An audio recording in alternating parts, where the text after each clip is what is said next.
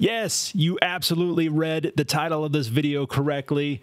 Seeing AI is finally here on Android, and I'm very excited to tell you more about it. Hey guys, it's Sam with The Blind Life. Welcome back to the channel where I help you learn how to live your best blind life. Now, if you're not familiar with what Seeing AI is, it is probably the most popular app in the blind community. And it has been around for several years now, but until now, only available on iOS products, iPhones, iPads. It's finally available on Android and it's working great. So that's what we're going to talk about today. Seeing AI is an application that has a suite of features that are super helpful for the blind and visually impaired. Arguably, its main function is text-to-speech.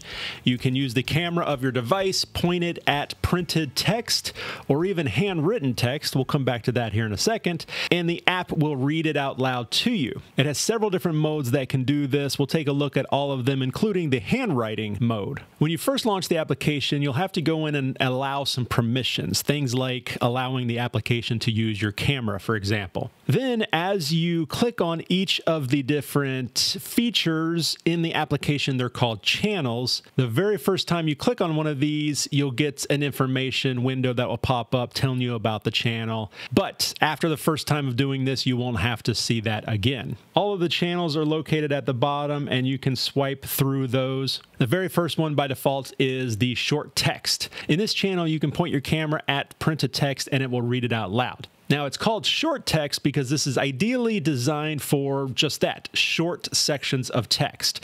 Think signs when you're out and about, price tags, the return address on some mail, things like that, really short sections of text. I have some information here that came back from when I had a camera repaired and I want to read the text at the top here. So I simply just point the camera at the text.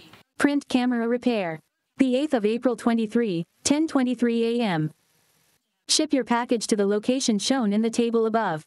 So it works very quickly and it's pretty accurate and it just reads the text out loud to you.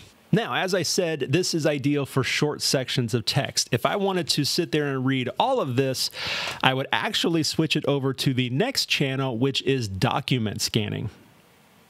Document. Something else I should mention is that visually on the screen, you can see what the camera is pointing at. You also have a shutter button on the screen. So if you do have some vision, you can press that to take the picture. But the great thing about the app is a lot of this is automated. So I can actually just point the camera at the document. When it sees that it can take a good picture, it will automatically do that for me. Right edge not visible. Hold steady. Processing. There it goes. So it processed the image and now it has come back with all the text on the screen here. Everything I could want to know about this is printed out for me. If I had TalkBack turned on, all of this would be read out loud to me automatically. But since I currently don't have TalkBack, we have media controls at the bottom, so I can just press the play button here. The 8th of April 23, 10:23 a.m. Print camera repair. Ship your package to the location shown in the table above. Repairs that are found. And it reads it out loud to me, and it's very accurate. I didn't hear any mistakes in that short little section there. I also have some controls here. I can save this scan. I can also share it out if I want to. Next, we have product, and this is product barcode scanning. So I have a box of Rice Krispies here, and I know that usually the barcode is located on the bottom of these boxes. So I can just point the camera at the bottom of the box. Processing. Toasted rice cereal. Toasted rice. And it got it right away. The nice thing is that the app will start to beep indicating that it sees a barcode, so it kind of guides you along the way. And it got the information that I wanted, toasted rice cereal. There's a button down at the bottom for more. I can click on that to get more information about this product. Sometimes that even includes like nutrition facts or cooking instructions. And then once again, I can share this if I wanted to. Person. Person is one of my favorites. This is actually a fun one to do.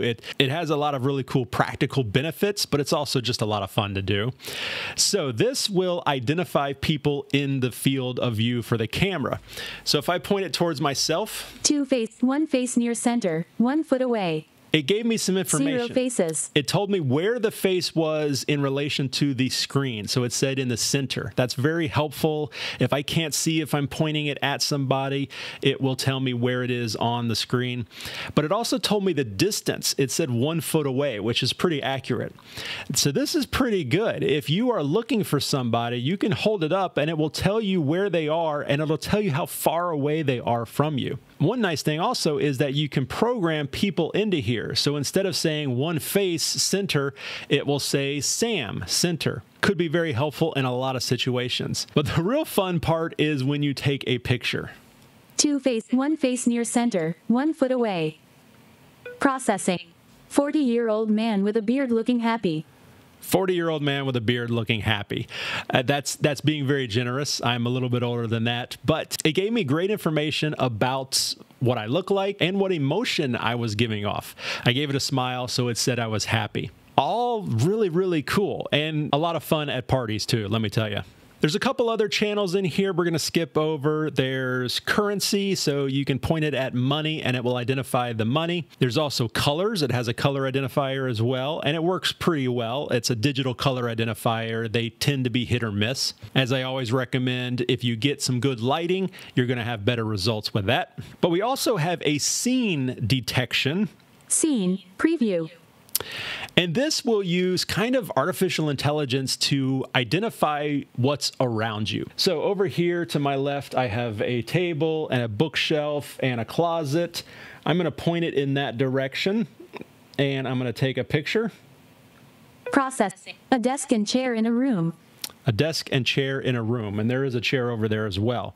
So pretty good. At the bottom, once again, I have some options. I can save this photo, I can share it just like before, but there's also an option that says explore. So if I click on that. Processing.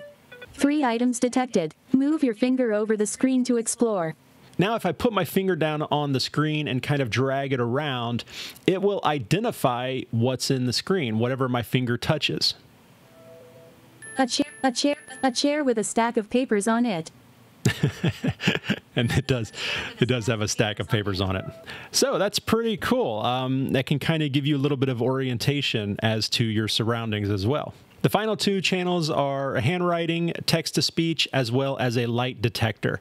The handwriting works pretty much the same as the document scanner, only it's designed to read out handwriting. Now, if you know anything about text-to-speech devices, they generally struggle with handwriting. And that's usually because humans were innately messy writers and everybody's so different. Handwriting can be different from one person to another. So it's very hard for a machine to recognize that. But I will say, in all the testing I've done, Seeing AI does a pretty good job at reading handwriting. And then for the light detector, this just gives an audible cue when it detects different light levels. For example, if I turn it on, light. If I point it at the bright light, super high pitched, point it down towards the dark area, low pitch.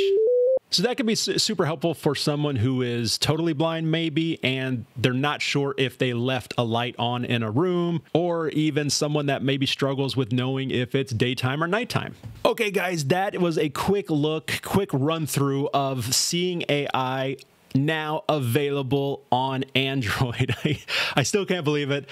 This is something that Android users have been asking for literally about 5-6 years, and we finally have it. I'm so excited about that. And this is just the beginning. I'm sure they will continue to develop this and add in new features.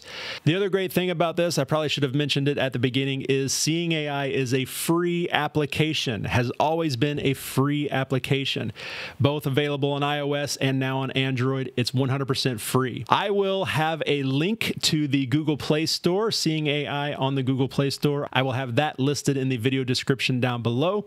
I will also include a link to the iOS version of Seeing AI if you're curious about that. But that is it, guys. If you have any questions for me in the future, please let me know in the comments down below.